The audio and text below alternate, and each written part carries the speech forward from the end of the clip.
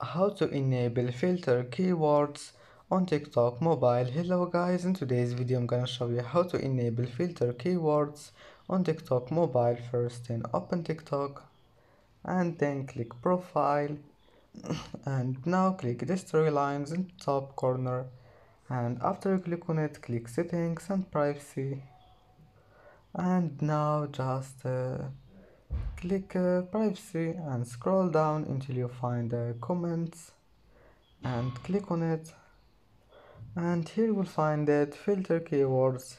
Now all you need to do, if you want to enable it, just click on it one click, and as you see.